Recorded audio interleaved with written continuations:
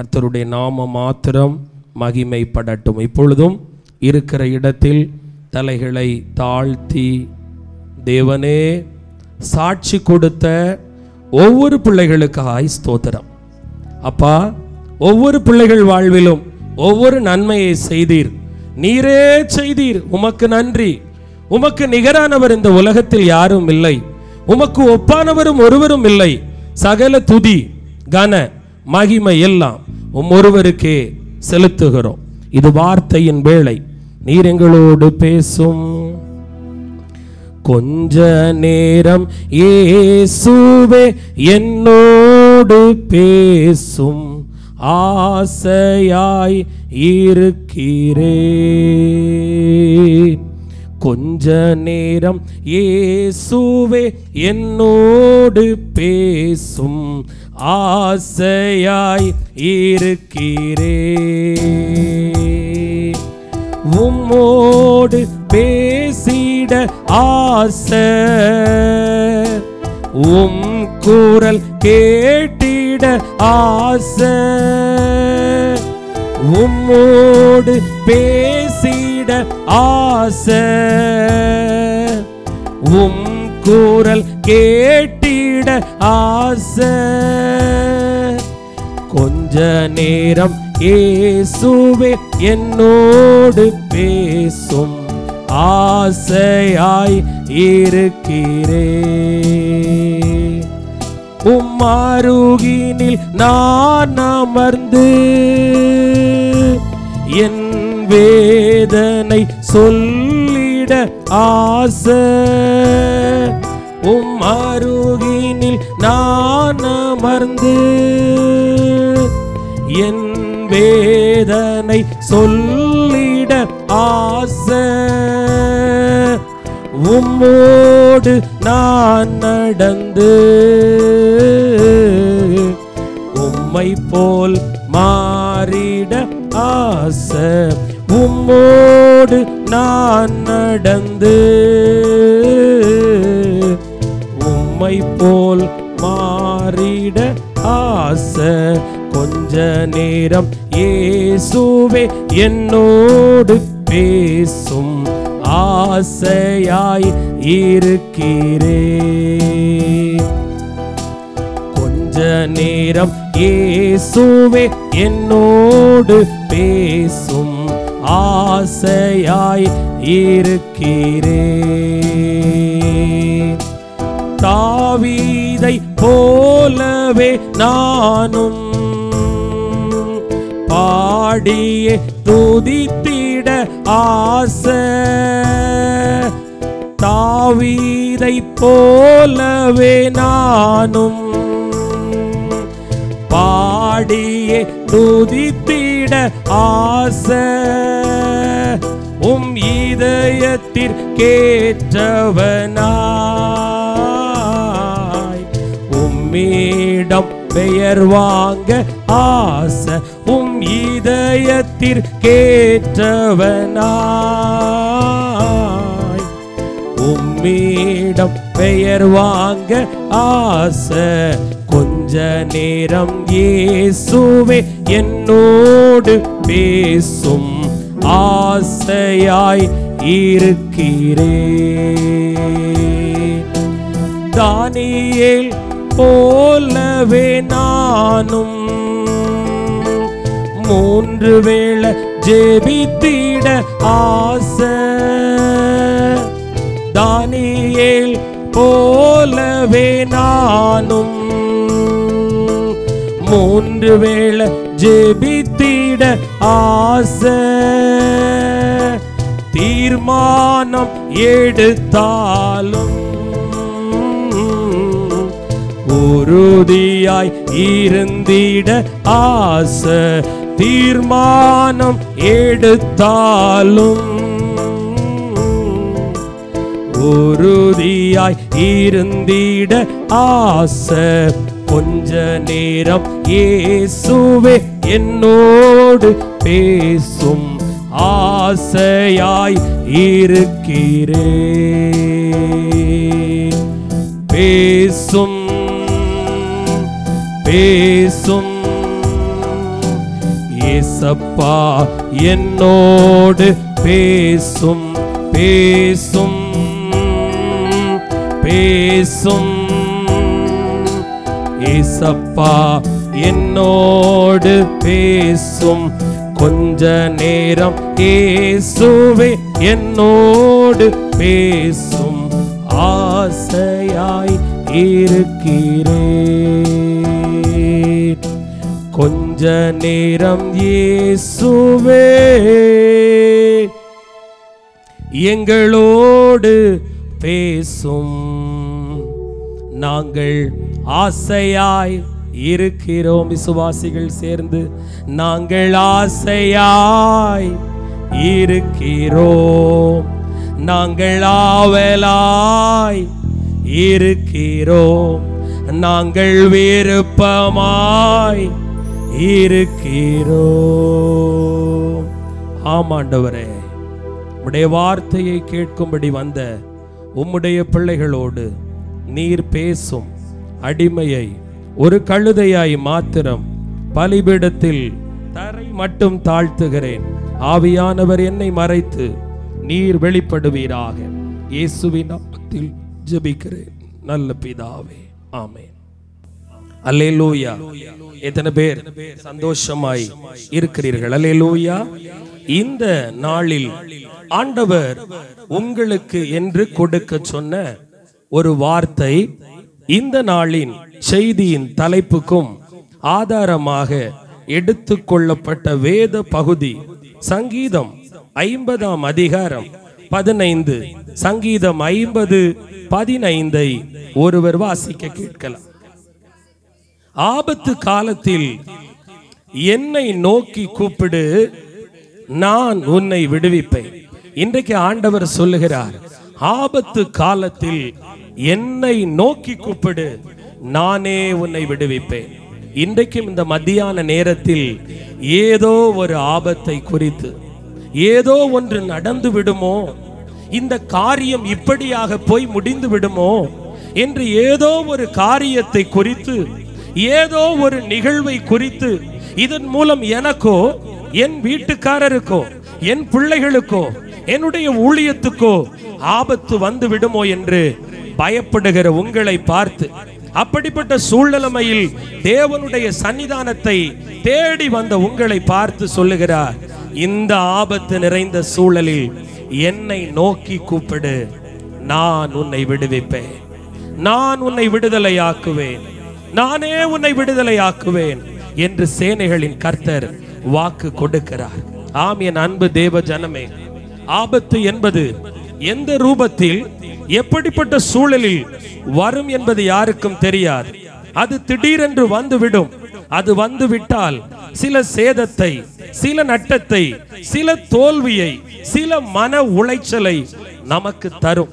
நாமும் கூட இன்றைக்கும் அப்படிப்பட்ட ஒரு அங்கலாய்ப்பில், அப்படிப்பட்ட ஒரு புலம்பலோடு, ஒரு தவிப்போடு, பெரு மூச்சின் ஏக்கத்தோடு, ஆபத்துக்கு மத்தியில், ஆபத்து நிறைந்த சூழலுக்கு மத்தியில், சத்துரு என்கிற ஆபத்து, வியாதி என்கிற ஆபத்து, கடன் பிரச்சனை, தோல்வி, அவமானம், சில நிந்தையான வாழ்வு என்கிற ஆபத்து நிறைந்த வாழ்க்கைக்குள் இருக்கிற உங்களை பார்த்து என் சேனைகளின் கர்த்தர் சொல்லுகிறார், பயப்படாதே, நான் உன்னை விடுவிப்பேன். நீ அதை பார்ப்பாய், நீ என்னை மகிமைப்படுத்துவாய். எந்த சூழலில், எப்படிப்பட்ட நிலையில் நீங்கள் வந்திருந்தாலும் அது எனக்கு தெரியாது. ஆனால் ஒன்று தெரியும், உங்களை அழைத்து கொண்டு வந்தவர் உண்மை உள்ளவர். என்னை நிறுத்தி என் மூலமாய் உங்களோடு பேசிக் கொண்டிருக்கிறவர் உண்மையானவர். அவர் சொல்லுகிறார், உங்கள் ஆபத்து மாறப்போகிறது. எந்த ஆபத்தை குறித்து கலங்கி பதற்றப்பட்டு பயந்து போய் இருக்கிறாயோ, அந்த ஆபத்தின் காலத்திலிருந்து கர்த்தர் உங்களை தப்புவிப்பேன் என்று வாக்கு கொடுக்கிறார். கரங்களை தட்டி கர்த்தரை ஸ்தோத்திரம் பண்ணுவோம்.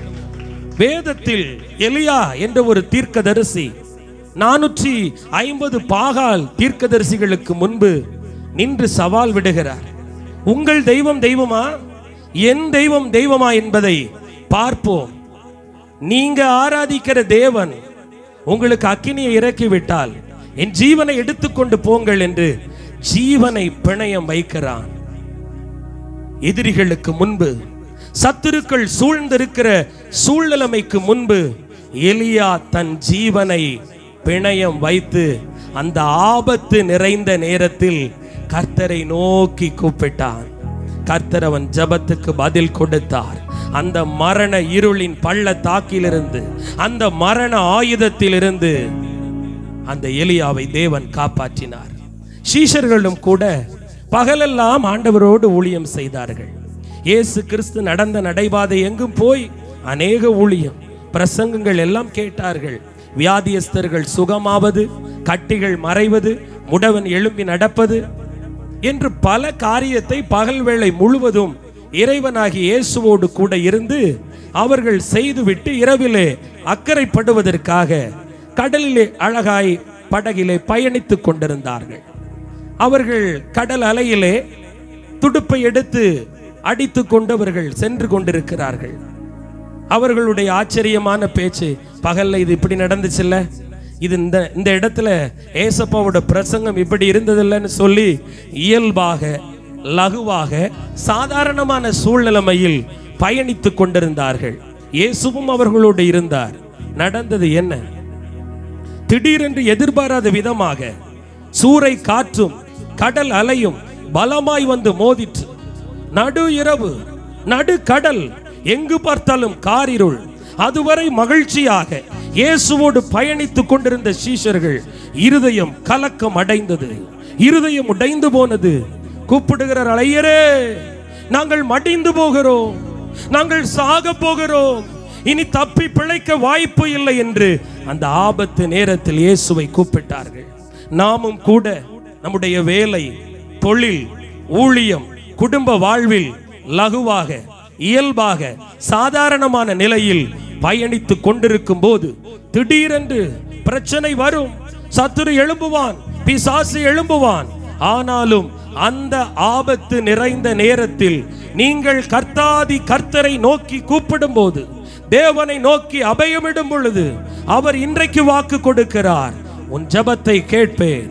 ஆபத்தின் விளிம்பில் உங்களுக்கு உட்பட்ட யார் யாரெல்லாம் பயணித்துக் கொண்டிருக்கிறார்களோ, உங்களுடைய அபாய குரலின் நிமித்தம், உங்களுடைய அந்த விண்ணப்பத்தின் நிமித்தம் அந்த ஆபத்துக்குள் இருக்கிற அவர்களையும் நான் விடுவிப்பேன் என்று வாக்கு கொடுக்கிறார். யோனாவை பாருங்கள், 3 நாட்களும் ஆபத்து. திரும்புகிற பக்கமெல்லாம் ஆழிச்சேர், மீனினுடைய இறைப்பை, இருள், காரிருள், சரியாக சுவாசிக்க முடியவில்லை. ஐயோ, நான் மரித்து விடுவேனோ என்று மீனின் வயிற்றிலிருந்து அவன் கூப்பிட்டான். தேவன் அந்த கூக்குரலின் சத்தத்தை கேட்டார். இன்றைக்கும் நெருக்கம், எங்கு பார்த்தாலும் இருள், எங்கு பார்த்தாலும் நெருக்கம், எங்கு பார்த்தாலும் போராட்டம். ஐயோ, இனி வாழ முடியுமா? இனி எதிர்காலத்தில் நான் நினைப்பது எல்லாம் நடக்குமா? நான் சொல்லுகிறேன், இன்றைக்கு இந்த கூட்டத்திற்கு ஆண்டவர் உங்களை தெரிந்து கொண்டு வந்திருக்கிறார். நீங்கள் ஆபத்தில் பயணிக்கிறீர்கள், ஏதோ ஒரு ஆபத்து உங்களுக்கு காத்திருக்கலாம். தேவன் சொல்லுகிறார், நான் உங்களை தப்புவிப்பேன், நான் உங்களை விடுதலை ஆக்குவேன். இயேசுவோடு ஒரு சீஷன், இயேசுவோடு ஒரு கள்ளன் தொங்கிக் கொண்டிருந்தான். ஆபத்து, மரணம். அவனையும் சிலுவையில் அறைந்து வைத்தார்கள். அவனும் ஜீவனுக்கு போராடி கொண்டிருக்கிறான். ஒரு கள்ளன் இயேசுவை கேவலப்படுத்தி பேசுகிறான், பரியாசம் பண்ணுகிறான். ஆனால் ஒரு கள்ளனோ ஆபத்தை உணர்ந்தான். ஐயோ, மரிக்க போகிறோம், மரித்த பிறகு நம் நிலை என்ன, மரித்த பிறகு நம் வாழ்வு என்ன? அருள்நாதர் இயேசுவை பார்க்கிறான். இயேசுவே, என்னை நினைத்து பாரும் ஐயா, இன்றைக்கு நானும் உம்மோடு கூட பரதேசிக்குள் இளைப்பாற எனக்கு கிருபை தாரும். அந்த கள்ளனுடைய பயம் எல்லாம், அந்த கள்ளனுடைய ஆபத்து எல்லாம் மரணம். மரித்த பிறகு என் வாழ்வு எங்கு போகும்? மரித்த பிறகு நான் எங்கே போவேன்? என் ஆத்துமா எங்கே இளைப்பாரும்? ஆபத்து நிறைந்த நரகத்துக்குள் போய்விடுமோ? அழியாத புழுக்கள், அவியாத அக்கினி பால் கடிப்புக்குள் என் ஆத்துமா போய்விடுமோ? அந்த ஆபத்தில் நான் மாண்டு போய்விடுவேனோ? என் குற்றம், என் பாவம், என் அக்கிரமம், என் வேதனை அப்படிப்பட்ட ஆபத்து நிறைந்த சூழலில் என்னை கொண்டு போய்விடுமோ என்று பயந்தான். அந்த ஆபத்திலே இயேசுவை நோக்கி கூப்பிட்டான். அவர் சொன்னார், இன்றைக்கு நீ என்னோடு கூட பரதேசில் இருப்பாய். என் அன்பு தேவ பிள்ளையே, சிலுவையில கையங்களவுமா பிடிபட்ட கள்ளை. இயேசு அதற்கு முன்பு கூப்பிடாதவன், பாடாதவன், முழங்கால் படியிடாதவன், தொழுது கொள்ளாதவன், அவரை அறியாதவன். அந்த மரண தருவாயின் ஆபத்து நேரத்தில் அவரை நோக்கி கூப்பிட்ட போது அவர் கேட்டார் என்றால், அவனுக்கு மறு உத்தரவு கொடுத்தார் என்றால், என் அன்பு தேவ பிள்ளையே, பிறந்த நாள் முதல் இந்நாள் வரை உங்கள் வாய் அவரை பாடுகிறது, உங்கள் நாவு அவரை துதிக்கிறது, உங்கள் முழங்கால்கள் அவர்களுக்கு முன்பு முடங்குகிறது. கர்த்தர் உங்களை கைவிட்டு விடுவாரோ? இல்லவே இல்லை. கர்த்தர் சொல்லுகிறார், ஆபத்து நாளில் நான் உன்னை விடுவிப்பேன். சில நேரங்களில், சில சமயங்களில், சில ஆபத்து காலத்தில் கர்த்தர் நமக்கு செவி கொடுக்காமல் போயிருந்திருப்பார். ஒருவேளை இனி வரும் காலம் நமக்கு ஆபத்து காலத்தில் கர்த்தரை நோக்கி கூப்பிடும் போது அவர் நமக்கு செவி கொடுக்க வேண்டுமானால் சில காரியத்தை நாம செய்ய வேண்டியிருக்கும். முதலாவது, ஆபத்து காலத்துல நாம் விடுவிக்கப்பட வேண்டுமானால் என்ன செய்ய வேண்டும்?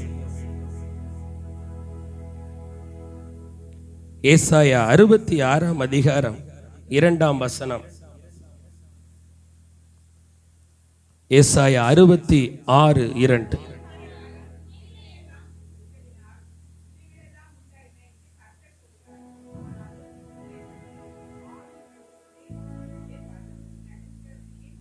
பாருங்க, ஆண்டவர் ஆபத்து காலத்தில் ஆபத்தின் பிடியில் சிக்கி இருக்கிற பிள்ளைகள் நோக்கி கூப்பிடும் போது அவர் உடனடியாக எல்லாருக்கும் செவி கொடுக்க மாட்டாராம்.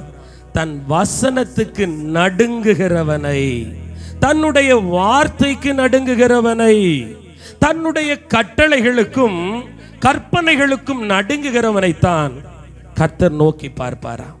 நாம் நினைக்கிறோம், மனம் போல வாழ்ந்து விட்டு, இஷ்டம் போல நடந்து விட்டு, ஆபத்து வந்ததும் இறைவனை நோக்கி கூப்பிட்டு விட்டால் அவர் கேட்பார் என்று. இல்லவே இல்லை. எசேக்கியா ராஜாவை பாருங்கள். ஒரு ஆபத்து வந்தது. அவனுடைய சரீரத்தில் ஒரு வியாதி இருந்தது. அது மரணத்துக்கு ஏதுவான வியாதியாய் இருந்தது. திடீரென்று ஒரு நாள் ஏசாயா தீர்க்கதரிசி மூலம் எசேக்கியாவுக்கு தீர்க்க தரிசனம் வருகிறது. எசேக்கியாவே, உன் நாட்களை ஆதாயப்படுத்திக் கொள், உன் காலங்களை ஆதாயப்படுத்திக் கொள், இதோ நீ மரிக்க போகிறாய் என்று பரலோகத்தினுடைய தீர்க்க தரிசனம் புறப்பட்டு வருகிறது. எங்கு பார்த்தாலும் ஆபத்து. நான் மரித்த பிறகு என் மனைவி என்ன செய்வாள்?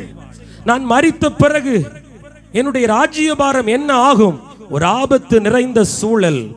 அவர் சுவர்புறமாய் திரும்புகிறார். இறைவனை நோக்கி பிதாவே என்று கூப்பிடுகிறார். அவர் ஒன்றை சொன்னார், என் வியாதியை பாரும், நான் படுகிற வழியை பாரும், என் மனைவியை பாரும், என் தேசத்தை பாரும். அழகா இருக்கு ஜெபம். நாம் அப்படிதான் சொல்றோம். அதை பாருங்க, இதை பாருங்க, இது இப்படி இருக்கு, அது அப்படி இருக்கு. அவர் மற்றவைகளை நியாயப்படுத்தி எல்லாம் ஜெபிக்கல. அவர் சொல்லுகிறார், தேவனே, உம்முடைய பார்வைக்கு முன்பு உண்மையாய் நடந்தே, உத்தமமாய் நடந்தே, பார்வைக்கு நலமானதையே செய்தேன் என்று சொல்லி அவருடைய வசனத்துக்கும் வார்த்தைக்கும் கட்டளைக்கும் கீழ்ப்படிந்து எசேக்கியா வாழ்ந்ததை தேவன் முன்பு சுட்டி காட்டினார். எப்ப பார்த்தாலும் ஜெபத்துல சூழ்நிலைமையில அவங்கள பாருங்க, இவங்கள பாருங்க, இதை பாருங்க. நம்முடைய வாழ்க்கை எப்படி இருக்கு அதை பாப்பார் ஆண்டவர். நீ உண்மையோடு நடக்கிறாயா? உத்தமமாய் நடக்கிறாயா? கர்த்தர் பார்வைக்கு முன்பு நலமானதை நடப்பிக்கிறாயா? யாரும் பார்க்காத உங்கள் உள்ளான மனுஷன், உள்ளான மனுஷி தேவனுக்கு முன்பாக எப்படிப்பட்ட ஜீவியத்தை ஜீவித்துக் கொண்டிருக்கிறது? அறை வீட்டுக்குள்ளே, அந்தரங்கத்துக்குள்ளே உன் வாழ்வின் நிலை என்ன என்பதை தேவனுடைய கண்கள் பார்க்கும். யோசேப்பை பார்க்கும்போது யாரும் பார்க்காத அந்த அறை வீட்டுக்குள் என் கர்த்தருக்கு விரோதமாய் நான் பாவம் செய்வது எப்படி என்று வார்த்தைக்கு நடுங்கினான், கட்டளைக்கு நடுங்கினான், கற்பனைக்கு நடுங்கினான். ஆபத்து நிறைந்த சிறைச்சாலையில் போடப்பட்ட போது தேவனுடைய கண்கள் யோசேப்பை பார்த்தது. அவனை உயர்த்தினார், சிங்காசனத்தில் அமர பண்ணினார். தேவ பிள்ளையே, ஆபத்து நிறைந்த சூழலில் பயணித்துக் கொண்டிருக்கிறாயோ? ஒருவேளை என் வேலை, என்னுடைய தொழில், என்னுடைய எதிர்காலம், என்னுடைய குடும்ப வாழ்க்கை என்ன ஆகுமோ, இந்த ஆபத்து வந்து விடுமோ, இப்படிப்பட்ட கொரோனா கிருமிகள் என் ஜீவனை பறித்து விடுமோ, என் வாழ்வாதாரத்தை அது புரட்டி போட்டு விடுமோ, நான் வேலையை இழந்து விடுவேனோ, என் பிள்ளைகள் வேலை இழந்து விடுவார்களோ, வருமானத்தை இழந்து விடுவார்களோ, படிப்பு இல்லையே ஞானத்தை இழந்து விடுவார்களோ, இப்படிப்பட்ட ஆபத்திலே புலம்பிக் கொண்டிருக்கிற உங்களுக்கு ஆண்டவர் ஒன்றை சொல்லுகிறார். நீ அவருடைய வசனத்துக்கு நடுங்கு, அவருடைய வார்த்தைக்கு செவி கொடு. நீ செவி கொடுக்கும் போது கர்த்தர் கட்டாயம் உங்களுக்கு அற்புதத்தை செய்வார், அதிசயத்தை செய்வார். பாருங்க, 1 ராஜாக்கள்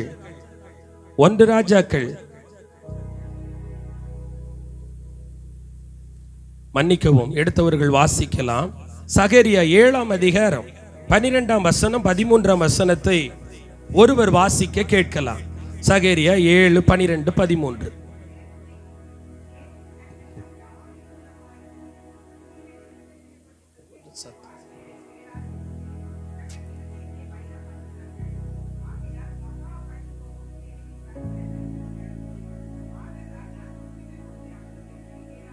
நான் கூப்பிட்ட போது அவர்கள் எப்படி கேளாமல் போனார்களோ, அப்படியே அவர்கள் கூப்பிட்ட போதும் நானும் கேளாமல் இருந்தேன்.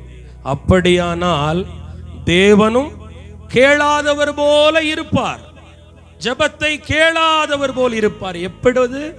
அவர் வசனத்தின் மூலமாய் நமக்கு பேசும் போதெல்லாம், சபைகளில் போதகர்கள் மூலமாய் புத்தி சொல்லும் போதெல்லாம், சத்திய வசனத்தை பிரசங்கிக்கும் போதெல்லாம், தீர்க்கதரிசிகள் மூலமாய் எச்சரிக்கும் போதெல்லாம், உணர்வடையாதவர்களாக கடினமான அப்படிப்பட்ட சத்தியத்தை ஏற்றுக்கொள்ள மனமில்லாமல் கேளாமல் போனால், ஆபத்து நேரிடுகிற சமயத்தில் அவரும் கேளாமல் இருப்பார். 1 ராஜாக்கள் 18ஆம் அதிகாரம் 36, 37 வாசிங்க.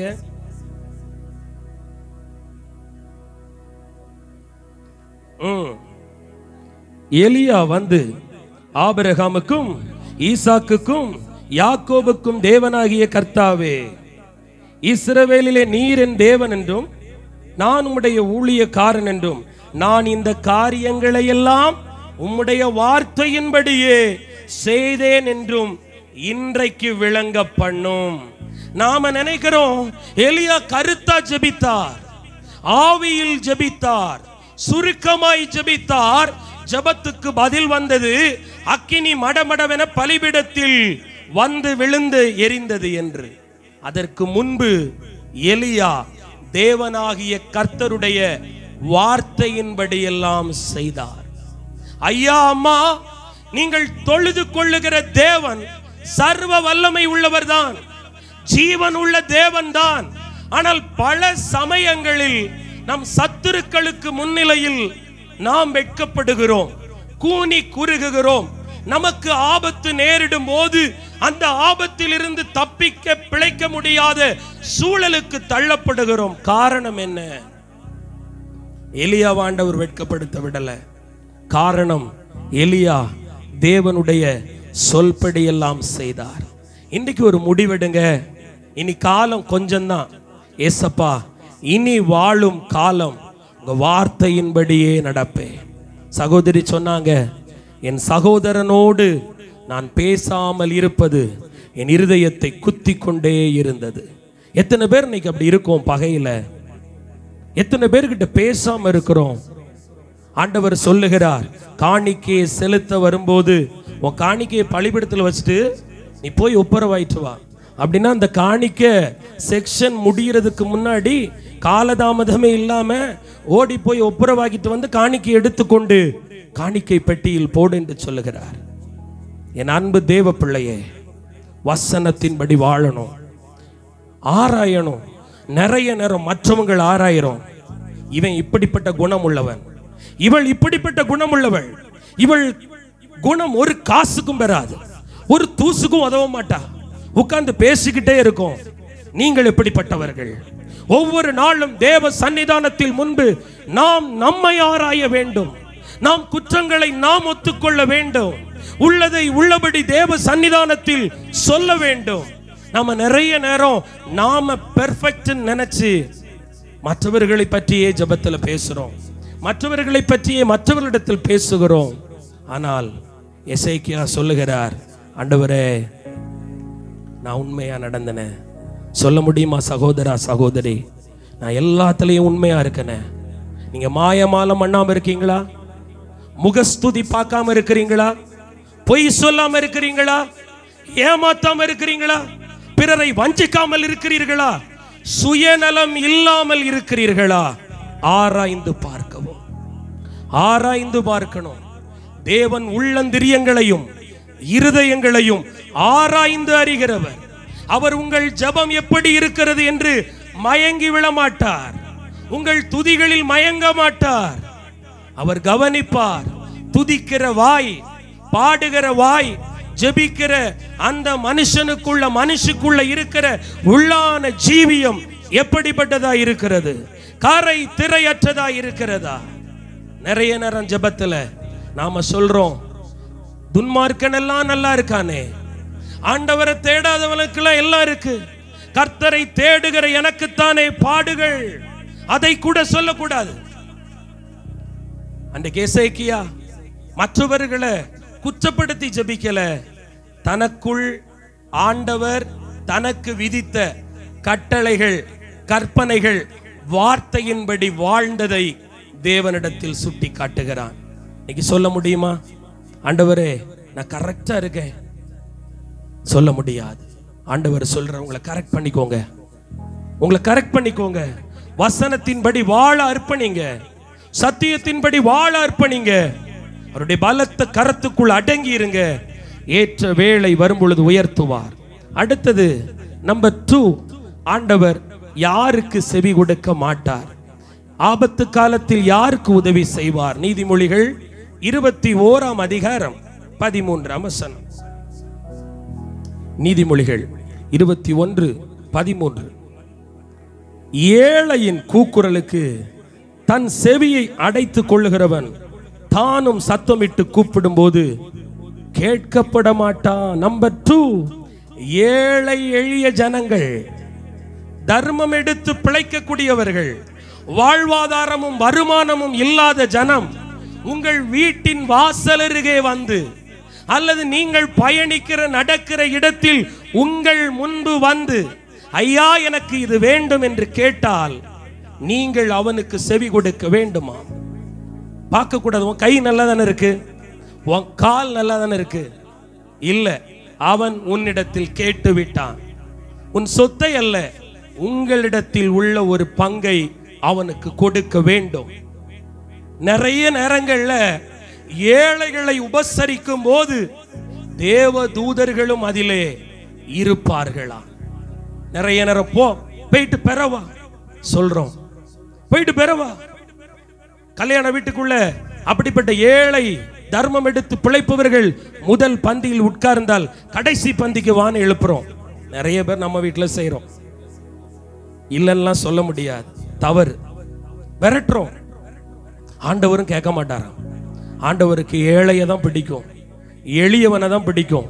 ஏன் தெரியுமா? பரிதிமேயு என்ற குருடன், கண் தெரியாதவன், வழியருகே இருந்து பிச்சை கேட்டு கொண்டிருந்தவன், இயேசு அவிடமாய் ஊழியத்துக்கு நடந்து போகும்போது, தாவீதின் குமாரனே இயேசு கிறிஸ்துவே என்று சொல்லுகிறான். கூப்பிடுறான், தாவீதின் குமாரனே எனக்கு இறங்கும். அவர் திரும்புகிறார். அவனை எல்லாரும் அதட்டுறாங்க.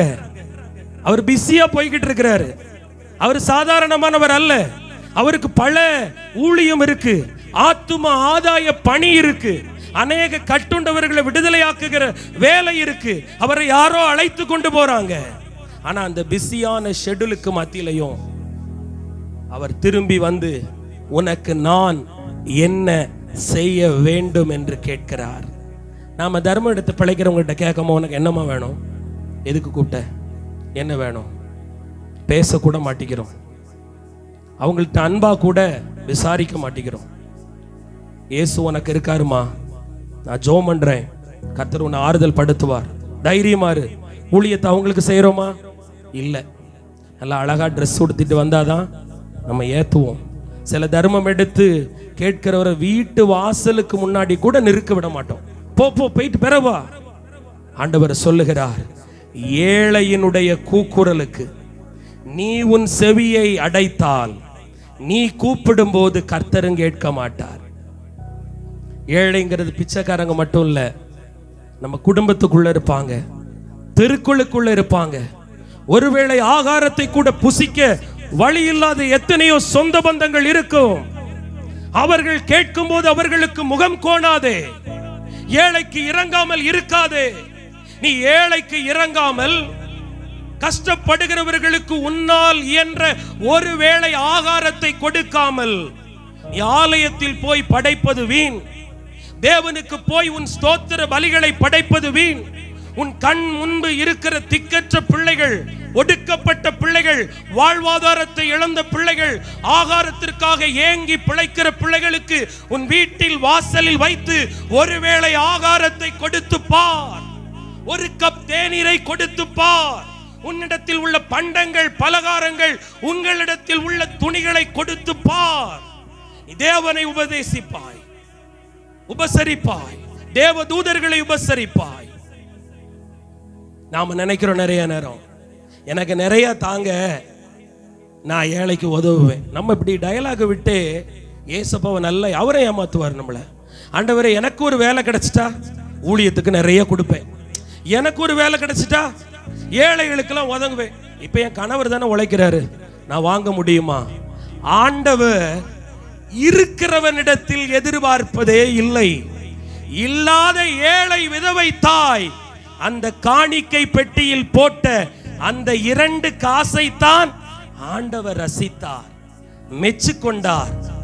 கேரி ஆற்றங்கரையில் காகத்தினால் போஷிக்கப்பட்டு அப்படியே வாழ்ந்த எலியாவை பட்டணத்திலேயே செல்வந்தன் வீட்டுக்கு அனுப்பல, விதவை வீட்டுக்கு அனுப்புறார். அந்த விதவையோட நிலைமை என்ன?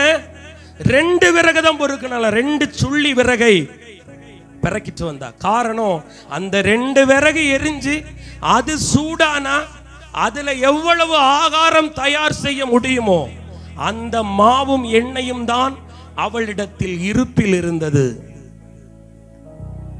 அவ உடனே முதல்ல சொன்னா, ஆனாலும் உட்காரும் அப்படின்னு சொல்லி கொடுத்தா. யார் கொடுக்கிறார்களோ அவர்களை தான் ஆபத்து காலத்தில் மீட்டெடுப்பார். அன்றைக்கு சாரிபாத் ஊர் எங்கும் பஞ்சம். இவளுக்கோ இந்த 2 விறகும் எரிந்து முடிந்து அதிலிருந்து வருகிற அப்பத்தை சுட்டு சாப்பிட்ட பிறகு ஆகாரம் இல்லை, மரணம் என்கிற ஆபத்து. ஆண்டவர் ஊழியனை அனுப்புகிறார். உங்க எல்லைகளுக்குள்ள ஊழியன் வந்தா ஏற்றுக்கொள்ளுங்க. இன்னைக்கு நிறைய பேருக்கு ஊழியக்காரனை பிடிக்கல, ஊழியக்காரனை ஏற்றுக்கொள்வது இல்லை. அவன் ஊரை ஏமாத்திக்கிட்டு இருக்கான். சொல்லுகிறவனுக்கு ஐயோ. உன் வீட்டுக்குள் ஊழியக்காரன் வந்தால் ஊழியக்காரனை கூப்பிடுவோம், ஒரு ஏழை ஊழியக்காரன் என்றால் மெத்தனம் பண்ணுவோம். இல்லவே இல்லை. உங்கள் வீட்டுக்கு ஊழியக்காரர்களை அழையுங்கள். அவர்கள் பாதங்கள் உங்கள் வீடுகளுக்குள் பட வேண்டும், உங்கள் தொழில் கூடத்துக்குள்ள படணும். அதுதான் உங்களுக்கு ஆசீர்வாதங்க. ஆண்டவர் எங்களை எப்படி நடத்திடுவார்? உங்க வீட்டுக்கு வந்தாதான் எங்களை நடத்துவார் என்ற அல்ல. நான் அதை அடித்து சொல்ல முடியும். எலியாவை மனிதர்களை கொண்டு அல்ல, காகத்தை கொண்டு போஷித்து நடத்தினார். அவ சுடுற ஒரு அப்பத்துல ஒரு பீசாங்க அவருக்கு வயிறு நிறையும்? இல்லவே இல்லை. நாம நினைக்கிறோம் இவன் துட்டுக்கு வாரான், 100 ரூபாய் காணிக்கைக்கு வாரான், இவன் காசுக்கு வந்துட்டான்னு நினைக்கிறோம். நபர் ஏசப்பா தன்னுடைய ஊழியக்காரர்களை ஆச்சரியமா நடத்துவார். நீங்க ஒரு நாள் அப்படி, நான் ஒருவேளை உங்க நிலையில இருந்த நாட்கள்ல ஊழியர்கள் வந்தா அப்படி நினைச்சது உண்டு. காசுக்காக வந்துட்டாங்க நான் நினைச்சிருக்கேன். ஆனா இன்னைக்கு சொல்றேன், ஊழியக்காரர்களுக்கு ஊழியங்களே இல்லை என்றாலும் காகங்களை ஆண்டவர் அனுப்புவார். நான் அடித்து சொல்லுவேன், எங்கெங்க ஊழியம் இருக்கு? எனக்குலாம் ஊழியமே இல்லை, நான் எந்த கன்வென்ஷனுக்கும் போகல, இங்கு நம்ம காணிக்கை எடுப்பதெல்லாம் இல்லை. கர்த்தர் நடத்துகிறார், அது அவருடைய வேலை. அப்ப ஏன் அவனை ஏற்றுக்கொள்ளணும்? அவனுக்கு நீ கொடுக்கும் போது கர்த்தர் உன் எல்லைகளை திறப்பார். சில ஃபார்முலாவை அப்ளை பண்ணாதான் சில ஆன்சர்ஸ் வரும். சமையல்ல சில பொருளை பயன்படுத்தினாதான் அந்த பலகாரத்தில் ஒரு சுவை இருக்கும். உங்கள் வாழ்வில் சில ஆசீர்வாதம் வரணும்னா கர்த்தருடைய பிள்ளைகள் உங்கள் வீட்டுக்கு வரணும். ஒரு அல்லேலூயா சொல்லுங்க, ஒரு ஆமேன் சொல்லுங்க. நம்பிக்கையோட கூப்பிடணும். சில பேர் வந்துட்டானே அல்லது கூப்பிடணுமேனு கூப்பிடக்கூடாது. நிறைய பேர் வீட்டுக்கு போயிருக்கேன், நிறைய பேருக்கு அற்புதம் நடந்திருக்கு, நிறைய பேருக்கு நடக்காமையும் போயிருக்கு. நம்பிக்கையோட கூப்பிட்டவங்க, எனக்கு ஒரு சகோதரனை தெரியும். 2 ஆண்டுகளுக்கு முன்பு அவர் என்ன வீட்டுக்கு கூப்பிட்டார். அப்ப அவருக்கு வேலையே இல்லை. அவர் எனக்காக ஆகாரத்தை உண்டாக்குவதற்காக பக்கத்தில் 500 ரூபாய் கடன் வாங்கி நல்ல சிக்கன் குழம்பெல்லாம் வச்சு, சிக்கன் ஃப்ரை எல்லாம் வச்சு நான் ஜெபம் நடத்தி சாப்பிட்டுட்டு வந்துட்டேன். 2வது முறை நான் அவர் வீட்டுக்கு 1 ஆண்டுக்கு பிறகு போகிறேன். போகும்போது அவருக்கு ஒரு சின்ன ஒரு வேலை இருந்தது. அவர் கையில் அன்னைக்கு இருந்த பைசாவை கொண்டு எனக்கு ஆகாரத்தை ஆயத்தம் செய்தார். இப்போ நான் 4வது ஆண்டு போகிறேன். அவருக்கு ஆண்டவர் சொந்த வீடு, சொந்த நிலங்கள், வருமானங்கள் எல்லாம் கொடுத்து அவர் ஆசீர்வாதமாக வச்சிருக்கிறார். அதுக்கு காரணம் என்கிட்ட உள்ள பெரிய சக்தியெல்லாம் இல்லை. நான் அப்ரோஜியமான ஊழியக்காரன். ஆனால் ஊழியக்காரர்கள் எல்லோரும் ஆசீர்வதிக்கும்படி தேவனிடத்தில் இருந்து கட்டளை பெற்றவர்கள், அத்தாரிட்டி பர்சன். அவர்கள் அதிகாரம் படைத்தவர்கள். ஒரு தாசில்தாருக்கு என்ன அதிகாரம் உண்டோ அதுபோல ஊழியக்காரர்களுக்கு மனுக்குலத்தின் மேல், பூமியின் மேல் சில அதிகாரம் உண்டு. உன் வீட்டுக்குள்ள சமாதானம் இல்லையா? ஊழியன் கிட்ட சொல்லி இருக்கிறாரு, நீ கால் வைக்கும் இடத்தை சமாதானத்துக்கு உட்படுத்து. அது ஏதுவா இருந்தால் அவர்களுக்கு கிடைக்கும், இல்லைன்னா உன் கூட வந்துரும் இருக்காரு. ஆமேன் சொல்லுங்களேன், ஒரு அல்லேலூயா சொல்லுங்களேன். இன்னைக்கு நான் சொல்றேன், ஏழையையும் ஊழியக்காரர்களுக்கும் செவி கொடுக்கணும். ஒரு ஆமேன் சொல்லுங்க. இருக்கிறதுல இருந்து எடுத்து கொடுக்கிறது இல்ல, இல்லாததிலிருந்து உன் வீட்டுக்கு யாராவது வந்தா கொடுங்க. நிறைய நேரம் ஆண்டவர் என்னோடு பேச, நானும் மனுஷன் தானே. ஊழியத்துக்கு வந்த பிறகு சில நேரம் பேக்கெட்ல ஒரு 300 ரூபாய் தான் இருக்கும். அந்த 300 ரூபாயாவது யாராவது கேட்பாங்க, கஷ்டப்படுறவங்க தான் கேட்பாங்க. மனசுக்குள்ள திட்டுவேன், ஏன்ட்ட இருக்கிறது இந்த 300 ரூபாய் தான், இல்லைன்னு அவங்ககிட்ட ஏன்டெல்லாம் காசு இல்லைன்னு தாண்டி போயிடுவேன். கர்த்தருடைய குரல் என் காதில் கேட்கும், இன்று இரவு உன் முடிவு வந்துட்டு அந்த 300 ரூபாயை கொண்டு நீ எங்க போவ, கொண்டு கொடும்பார். நான் திருப்பி போய் கொடுப்பேன். ஆமேன்னு சொல்லுங்களேன். அழகாய் பேசுவார். நம்ம சுயநலவாதிகள், மனிதர்கள் தான். ஆனால் ஆண்டவர் அப்படி அல்ல. நீங்க கொடுத்து பாருங்க, ஆண்டவர் உங்க ஆபத்து காலத்துல உங்களுக்கு உதவி செய்வார், உங்களுக்கு உதவி செய்வார். நாம நினைச்சுக்கிட்டு இருக்கிறோம், என் திறமையில, என் சேமிப்புல நான் வாழறேன். இல்லவே இல்லை. என் அன்பு தேவ ஜனமே, உங்களை ஆச்சரியமாய் நடத்துவார், அற்புதமாய் நடத்துவார். ஆனா ஏழைய மறக்காதீங்க சிஸ்டர். ஏழை யார் வந்தாலும் அவங்க கிட்ட இல்லைனாலும் இல்லைங்கிறத கூட போய் தாழ்மையை தான் சொல்லணும். அக்கா நீங்க தேடி வந்துட்டீங்க, ஆனா என் வீட்டில் கூட ஒண்ணுமே இன்னைக்கு இல்லை, தப்பா நினைக்காதீங்க சொல்லணும். அங்கதான் ஆண்டவர் இருக்கிறார். வேதம் சொல்லுகிறது, நீதிமொழிகள் 17:5 சொல்லுகிறது. நீதிமொழிகள் 17:5, ஏழையை பரியாசம் பண்ணுகிறவன் அவனை உண்டாக்கினவரை நிந்திக்கிறான், ஆபத்தை குறித்து கழிக்கிறவன் தண்டனைக்கு தப்பான். ஏழைகளையும் பிச்சைக்காரர்களையும் தர்மம் எடுத்து பிழைப்பவர்களையும் ஒருவேளை அப்பத்துக்கு அலைந்து திரிகிற ஜனத்தை பார்த்து கிண்டல் பண்ணாத, கேலி செய்யாத. இவளுக்கு வந்த பொழப்ப பாரு, பிச்சை எடுத்து சாப்பிட வந்துட்டான் சொல்லாதீங்க சிஸ்டர். நீங்கள் அப்படி செய்தால் அவர்களை நடத்துகிற தேவனை துக்கப்படுத்துவதற்கு அடையாளமா? ஆண்டவர் சின்ன சின்ன விஷயத்தை பார்ப்பாரு. ஏன் நமக்கு ஆபத்து வரும் பொழுதெல்லாம் தேவன் நமக்கு சில நேரங்களில் செவி கொடுக்காமல் போனார்? இப்படிப்பட்ட காரியத்தை நாம் செய்திருப்போம். வேதம் சொல்லுகிறது, நீதிமொழிகள் 19:7, ஏழைக்கு இறங்குகிறவன் கர்த்தருக்கே கடன் கொடுக்கிறானா. ஒரு அல்லேலூயா சொல்லுங்களேன். எங்க பேங்க்ல நாம கடன் வாங்கலாம், பேங்குக்கே நாம கடன் கொடுத்தா அது எப்படி வாழ்க்கை? பேங்க்ல நாம கடன் எடுக்கலாம், அந்த பேங்குக்கு நாம கடன் கொடுத்தா அது எவ்வளவு கெத்து அப்படின்னா, அண்ட சராச்சரங்களையும் படைத்து ஆளுகை செய்கிற சர்வ வல்லமை உள்ள தேவன், இயற்கையும் சமுத்திரமும் மலைகளும் குன்றுகளும் பள்ளத்தாக்குகளும் புல்களும் பூண்டுகளும் பொன்னும் வெள்ளியும் முத்துக்களும் வைரங்களையும் படைத்த தேவன் எவ்வளவு பெரிய செல்வந்தர். அவர் சொல்றாரு, நீ ஒரு ஏழைக்கு 1 ரூபா கொடுத்துட்டா உடனே அங்க அக்கௌண்ட்ல ஏறிடுமா? கடவுளுக்கே ஒருத்தன் கடன் கொடுத்தான். ஒரு அல்லேலூயா சொல்லுங்க. நீங்க எத்தனை தடவை ஏசப்பாவுக்கு கடன் கொடுத்துருக்கீங்க? பக்கத்துல பார்த்து கேட்கணும். பக்கத்துல பாருங்க, எத்தனை முறை நீ தேவனுக்கு கடன் கொடுத்தாய்? எத்தனை முறை நீ தேவனுக்கு கடன் கொடுத்திருக்கிறாய்?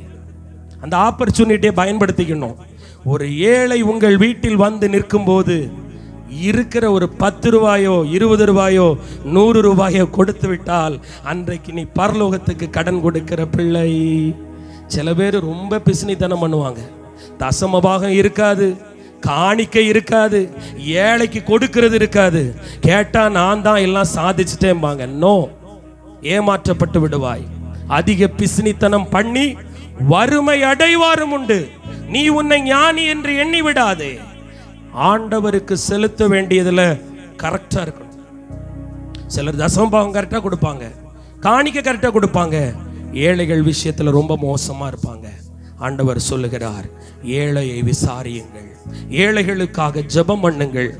ஆண்டவர் அப்பொழுது வேதம் சொல்லுது, மத்தேயு 25:40, மத்தேயு 25:40, அதற்கு ராஜா பிரதியுத்தரமாக, மிகவும் சிறியவராகிய என் சகோதரனான இவர்களில் ஒருவனுக்கு நீங்கள் எதை செய்தீர்களோ அதை எனக்கே செய்தீர்கள் என்று மெய்யாகவே உங்களுக்கு சொல்லுகிறேன். நம்பர் 3, ஆண்டவர் யாருக்கு என்ன செய்வார்? ஆபத்தில் இருக்கும்போது உங்களுடைய கூப்பிடுதலை அவர் கேட்க வேண்டுமானால் சங்கீதம் 50:14 ஒருவர் வாசிக்கலாம்.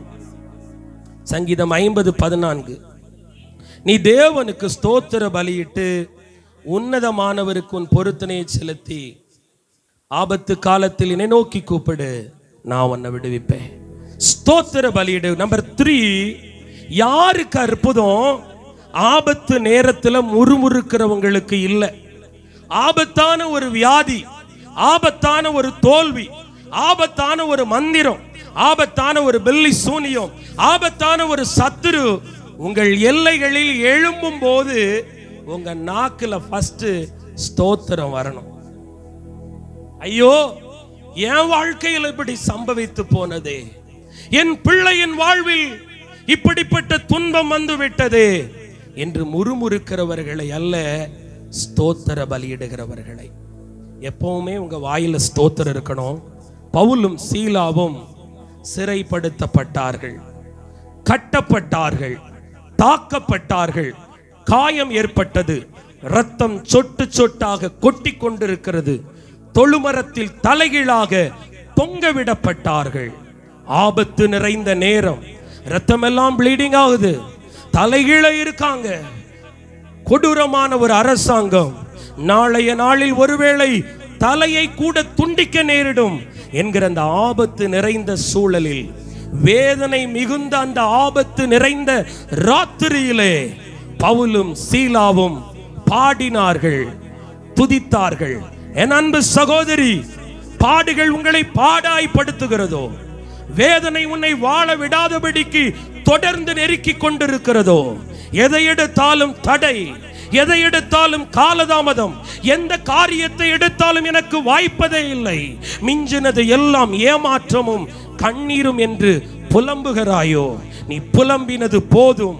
ஸ்தோத்திரம் பண்ண ஆரம்பி, ஸ்தோத்திரம் பண்ண ஆரம்பிங்க. அந்த பாடுகள் ஆண்டவர் என் வாழ்க்கையில ஏதோ ஒரு நன்மைக்காகத்தான் அனுமதித்திருக்கிறார். ஒருவேளை ஆபத்து நிறைஞ்ச நேரம் வர நம்மளை பாதுகாப்பா நடத்தினாரே, அந்த கடந்த காலத்தை எண்ணி ஸ்தோத்திரம் பண்ணு. கர்த்தர் உங்களுக்கு ஜெபத்தை கேட்பாரு. அவங்க ஆபத்து நிறைஞ்ச நேரத்துல எங்களை விடுவீங்கப்பா, உங்க ஊழியத்தை தானே நானும் சீலாவும் செய்ய வந்தோம், உங்களை நம்பிதான் அந்த பிலிப்பு பட்டணத்துக்கு வந்தோம், இப்படி எங்களை சிக்க வைத்து விட்டீரே, மாட்ட வைத்து, நம்ம அப்படிதான் ஜெபிச்சிருப்போம். ஆனால் அவர்கள் அதையெல்லாம் பிளேம் பண்ணல, குற்றஞ்சாட்டல. மாறாக பாடுகளுக்கு மத்தியில், வேதனைக்கு மத்தியில், ஆபத்து நிறைந்த சூழலுக்கு மத்தியில் துதிக்க ஆரம்பித்தாங்க. உங்க வாழ்க்கையில் அனுதினமும் பாடு இருக்கா, வேதனை இருக்கா, கண்ணீரின் பள்ளத்தாக்கு இருக்கா, ஒரு வெறுமை இருக்கா, தினம் என் வாழ்வு கசப்பு கலந்த காடிக்கு ஒப்பான ஒரு ஜீவியம், ஒரு விதவை குடியிருப்பை போலத்தான் என் வீடு என்று அங்கலாய்க்கிறாயோ, கர்த்தர் சொல்லுகிறார், ஸ்தோத்திரம் பண்ணி கொண்டே இரு.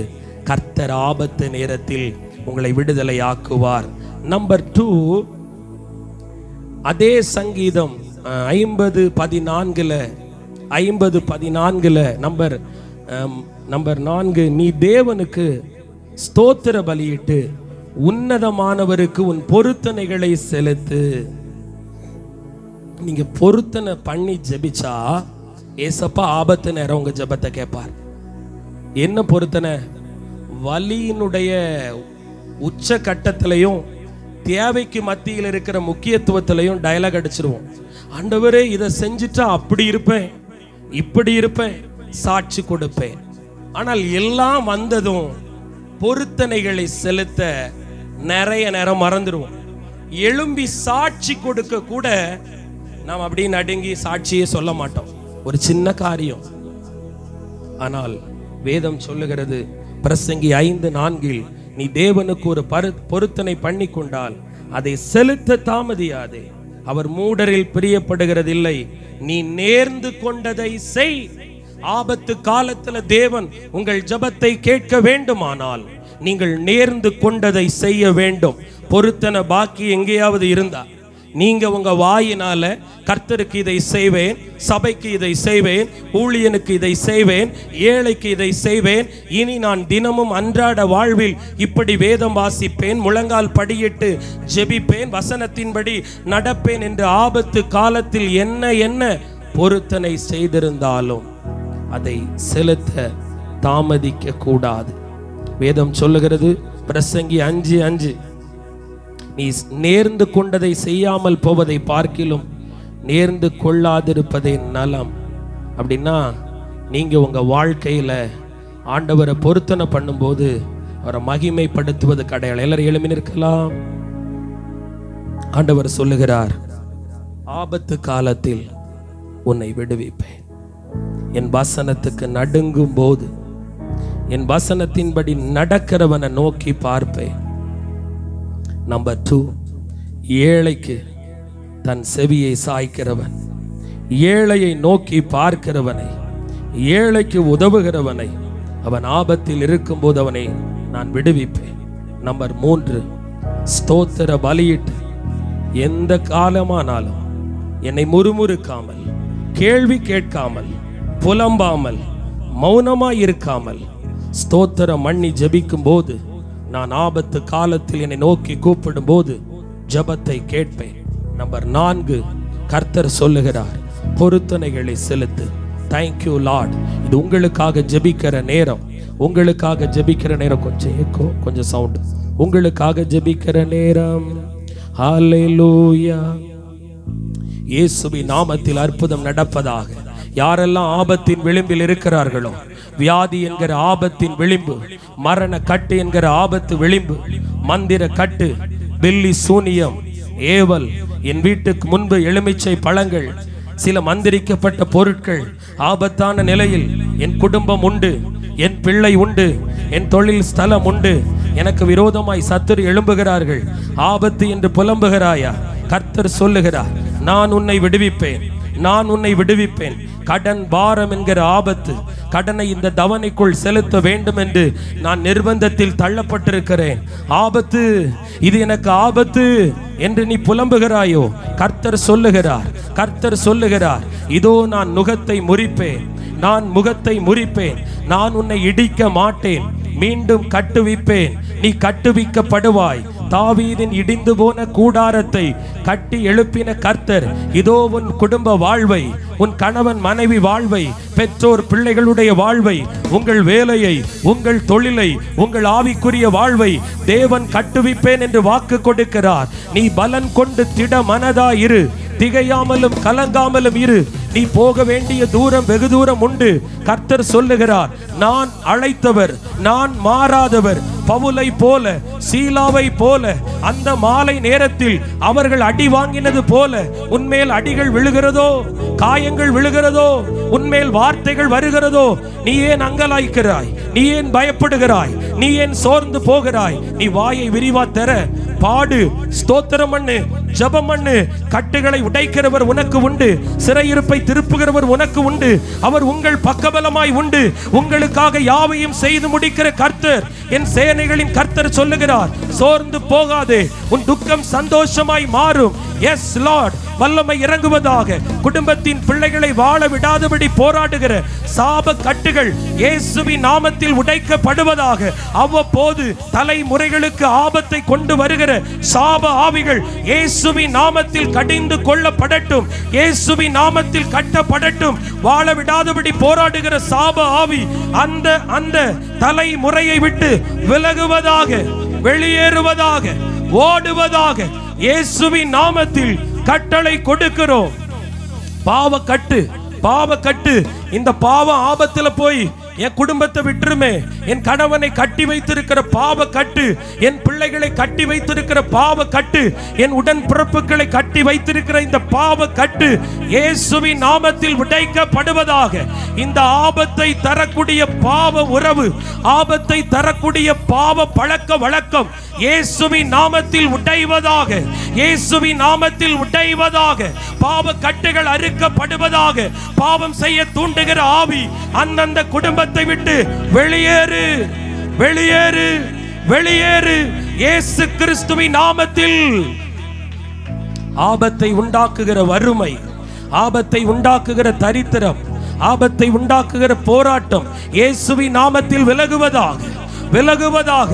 கடன் பிரச்சனை மாறட்டும். தேவையற்ற செலவினங்கள் வீட்டுக்கு வரக்கூடாது. பொருள் இழப்புகள் வரக்கூடாது. பண விரயம் வரக்கூடாது.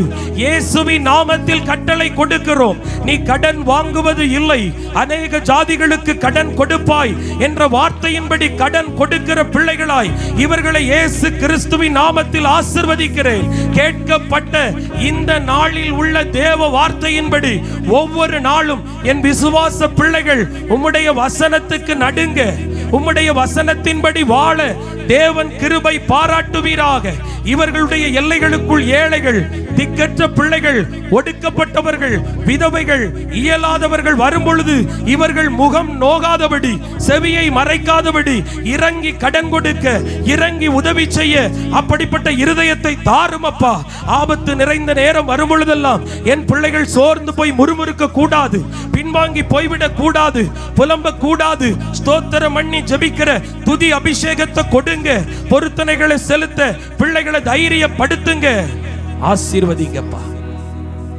ஆண்டவரே, வீட்டுக்குள்ள இருக்கிற கலக ஆவி, அமளிய சண்டையை உண்டாக்குகிற பொல்லாத ஆவி, பிரிவினையை தூண்டுகிற ஆவி, கணவன் மனைவிக்கு இடையே வெறுப்பை உண்டாக்குகிற ஆவி, கசப்பை உண்டாக்குகிற ஆவி, கருத்து வேறுபாட்டை உண்டாக்குகிற ஆவி, வாக்குவாதத்தை உண்டாக்குகிற ஆவி, பெற்றோர் பிள்ளைகளுக்கு இடையே பிரிவினை உண்டாக்குகிற பொல்லாத ஆவி இயேசு கிறிஸ்துவின் நாமத்தில் அந்தந்த குடும்பத்தை விட்டு, குடும்ப பிள்ளைகளை விட்டு இப்பொழுதே விலகுவாயாக, வெளியேறுவாயாக, ஓடி போவாயாக. வீட்டுக்குள்ள, ஊழியத்துக்குள்ள, வேலை ஸ்தலத்துல சமாதானத்தை கெடுக்கிற பொல்லாத சாத்தான் இயேசு கிறிஸ்துவின் நாமத்தில் கால்களுக்கு கீழாக மிதிக்கப்பட்டு போவானாக, நசுக்கப்பட்டு போவானாக, ஒன்றும் இல்லாமல் இல்பொருளாகி போவானாக. கோர்ட்டிலே வழக்கு தொடுக்கப்பட்டு ஆபத்து நிறைந்த சூழலில் இருக்கிற பிள்ளைகளுடைய அந்த குற்றச்சாட்டு இயேசுவின் நாமத்தில் ஒன்றும் இல்லாமல் இல்பொருளாகி போவதாக. வியாதிக்கு மத்தியில் மரண ஆபத்தில் இருக்கிற பிள்ளைகளுக்கு இயேசுவின் நாமத்தில் சுகம் உண்டாவதாக. சுகத்தை கொடுங்க. கண்ணீரோடு விதைக்கிறவளே, கம்பீரத்தோடு அறுப்பாய், சமாதானத்தோடு போ. நீ விரும்புகிற படியே உனக்காக கடவது. ஆண்டவரே, வந்திருக்கிற ஒவ்வொரு பிள்ளைகளையும் பூமியில் உயர்ந்த ஸ்தானத்தில், உன்னதமான இடத்தில் வந்திருக்கிற என் பெற்றோர், என் தாயார், என் அன்பு சகோதரிகளுடைய பிள்ளைகளை ராஜாக்களுக்கு மத்தியில், பிரபுக்களுக்கு மத்தியில் பந்தியமர பண்ணுவீராக. இவர்களுக்கு வாக்கு கொடுத்த தீர்க்க தரிசனம் உரைத்த காலதாமதமாக்கப்பட்ட கிடப்பிலே போடப்பட்ட ஆசீர்வாதங்கள் இயேசுவின் நாமத்தில் கைகூடி வருவதாக. இயேசுவின் நாமத்தில் இனி தாமதம் இல்லாமல் அதை இவர்கள் சுதந்தரிப்பார்களாக, பெற்றுக் கொள்வார்களாக. வெட்கத்துக்கு பதிலாக, நிந்தைக்கு பதிலாக புகழ்ச்சி வரட்டும், மகிழ்ச்சி வரட்டும். சத்துருக்களுக்கு முன்னிலையில் ஒரு பந்தையை உண்டாக்குங்க. தலையை எண்ணெயினால் அபிஷேகம் பண்ணுங்க. நன்மையும் கிருபையும் பெருகட்டும் அப்பா. வியாதி விலகட்டும், கட்டிகள் மறைவதாக. கர்ப்பப்பை சம்பந்தப்பட்ட வியாதி இயேசுவின் நாமத்தில் சுகமாகட்டும். ஆஸ்துமா வியாதி இயேசுவின் நாமத்தில் குணமாகட்டும். குரல் வளையத்தை, தொண்டையை, உணவு குழாயை, சுவாச உறுப்பை பாதிக்கிற வியாதி, பலவீன கட்டு, தைராய்டு வியாதி, டான்சில்ஸ் வியாதி இயேசுவின் நாமத்தில் சுகமடைவதாக. எலும்புகளை பாதிக்கிற வேதனை இயேசுவின் நாமத்தில் விலகுவதாக. கர்ப்பப்பையை பாதிக்கிற கட்டிகள், கர்ப்பப்பையை பாதிக்கிற பொல்லாத வல்லமைகள் இயேசுவின் நாமத்தில் அழிந்து போகட்டும், செயல் இழந்து போகட்டும். இனி பலவீன பாண்டமாய் அல்ல, என்னை பலப்படுத்துகிற கிறிஸ்துவினாலே எல்லாவற்றையும் செய்ய எனக்கு பலன் உண்டு என்று சொல்லப்பட்ட வார்த்தையின்படி ஒவ்வொரு பிள்ளைகளுக்குள்ளும், இதை கேட்டு கொண்டிருக்கிற, பார்த்து கொண்டிருக்கிற ஒவ்வொரு பிள்ளைகளுக்குள்ளும் கிறிஸ்துவின் ஜீவன், உயிர்த்தெழுந்த வல்லமை இயேசு கிறிஸ்துவின் நாமத்தில் உச்சம் தலை முதல் உள்ளம் கால் வரை இறங்குவதாக. Sugar level, blood pressure, cholesterol, heart beat, urea, creatine, salt, thyroid, ஆண்டவரே ஆக்சிஜன் லெவல் எல்லாம் நார்மலா இருக்கட்டும். பரிசுத்த ஆவியானவர் நீங்க அன்பு பிள்ளைகளுடைய அவயங்களை கட்டுப்பாட்டில் வைத்து கண்ட்ரோல் பண்ணி நடத்துங்க. தீர்க்காயுள கொடுங்க. யாரையும் பாதி வயதில் அல்ல, பூரணமான தீர்க்காயுள் வரை கொடுத்து இவர்களை ஏந்தும் சுமந்து தப்பு வச்சுக்கோங்க. ஆசீர்வதிங்க. நிறைஞ்ச மனசோட, முழு இருதயத்தோட பிள்ளைகளை பார்த்து, பிள்ளைகளே நீங்கள் நன்றாய் இருப்பீர்களாக என்றும் உங்க வாழ்நாட்கள் நீடித்திருப்பதாக என்றும் பிதா, குமாரன், பரிசுத்த ஆவியின் நாமத்தில் ஆசீர்வதித்து ஜெபிக்கிறேன் நல்ல பிதாவே. என் ஆத்துமாவே கர்த்தரை ஸ்தோத்தரி, என் முழு உள்ளமே கர்த்தருடைய பரிசுத்த நாமத்தை ஸ்தோத்தரி. என் ஆத்துமாவே கர்த்தரை ஸ்தோத்தரி, கர்த்தர் செய்த சகல உபகாரங்களை மறவாதே. ஆமென். அல்லேலூயா, அல்லேலூயா, அல்லேலூயா. கர்த்தர் உங்களை ஆசீர்வதிப்பார்.